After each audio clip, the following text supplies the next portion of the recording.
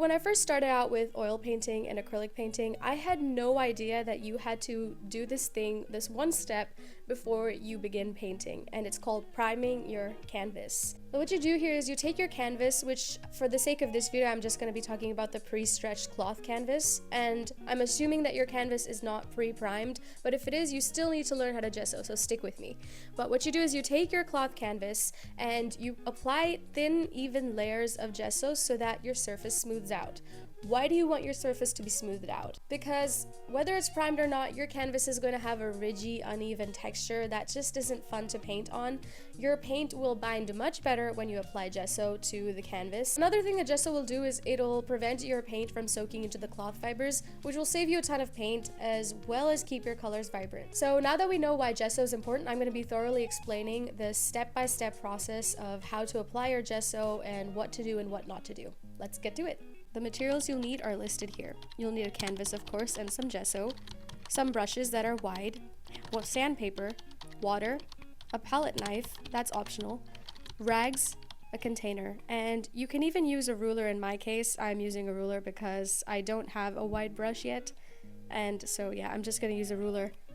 Okay, hi. So we're gonna be doing this on the floor because I don't have a lot of table space and my canvas is too big for my table. So if you have a similar situation, you can do this on the floor, but if you have a small enough canvas, you can just do this on the table if you're comfortable with that. So let's start with laying out our newspaper on the floor. Okay, so the first thing I'm gonna do is I'm gonna open my gesso and well, there's not much left in here, but I'll mix some water in it. So I'm adding, oh, there's no water in here. Okay, yeah, so I'm gonna mix a little bit of water in this. You can't see it, but once I get my brush, you'll be able to see it on this lid over here. So I'm gonna add just enough water to make it like this gooey paste. I think I added too much, so I'm gonna add some water back. But yeah, I'm just gonna, it's fun, but it's messy. I forgot to mention, if you have clothes on that you really like, I would suggest changing before you gesso the canvas because it gets messy and it will probably go everywhere. So yeah, make sure you wear clothes that you don't like, or at least an apron. Okay, I think I've applied enough for now, but I'm gonna do this a really messy way. What most people do is they take their brush and they put it on the canvas, but I'm gonna take this and I'm gonna use it to smooth out everything I can. This is a metal ruler. Oh, another pro tip, you wanna go in one direction because you're gonna be going in the other direction after you wait for it to dry. Just make sure it gets in as many places as it can and nice and even smoothly so that you can, you know, paint smoother on it. So what I'm doing here is I'm continuously raking my canvas with this flat metal ruler. All rulers are flat now that I think about it, but yeah, I'm just smoothing it out, making sure that it's nice and refined. Yeah, if you have a metal long enough to just whoop, go like that, then that's even better, but I have this. Okay, see, this is why I said don't wear clothes that you like, because look at this. The sides will have uneven amounts of gesso, and if I don't want to gesso the sides because I don't really do a lot of detailed work there, so if you want to gesso your sides, that's fine, but I'm just gonna remove excess gesso with my palette knife like this.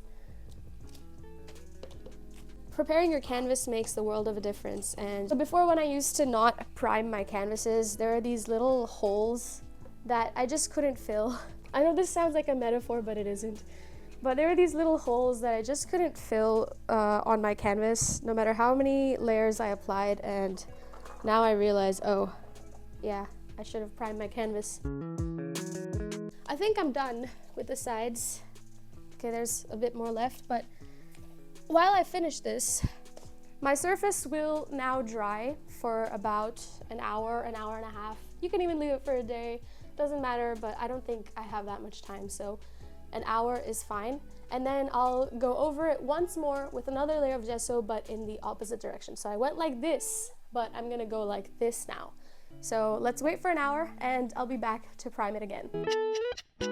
I think it's touch dry. You always want to make sure that it's touch dry all over, but this feels pretty smooth. I forgot to mention, if you want to take it a step further, and I highly recommend this, you take some sandpaper and you just gently smooth it out.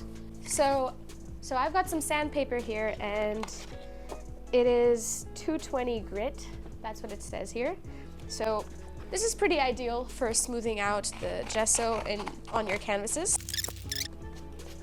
And what I'm gonna do is I'm gonna take this and I'm just gonna smoothly, don't add too much pressure, but very smoothly just apply a little pressure and sand it out. Okay.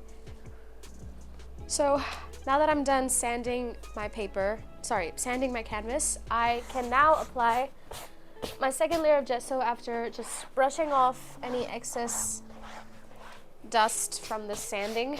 Yeah, I think we can add our next layer of gesso. So I'm just gonna splat it on like last time. Again, this is very messy and I have to protect my knees this time, unlike last time. I think it should be fine, but we're just barely meeting the minimum amount, which is not good. So yeah, I think there's just about enough to prime one canvas. I have another sitting and I was gonna prime that today, but I guess not. Oh, okay. Oh, okay. Learn from my mistakes. After you're done gessoing the first time, you want to wash your ruler or whatever you're painting, slathering gesso on with, because look at this. God, this tutorial is all over the place, but I swear I know this is still the correct method. Just wash your ruler in between, okay? Don't, do not do what I did. Once you've got all of your gesso on, you can begin applying it in the opposite direction. So initially we did it like this, now we're doing it like this. There's gonna be excess, it's okay if it falls off, that's why we put newspaper down. It's perfectly smoothed over, I believe. Oh, okay, I forgot to do the sides, so let's do that. And I think we're pretty much done.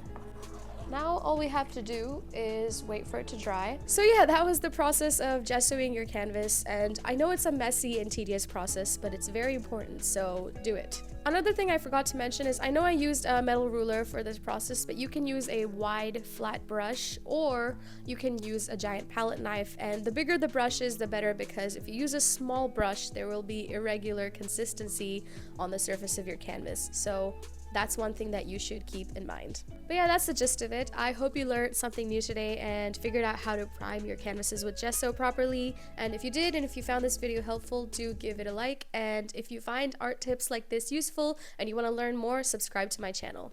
That will be all. Bye!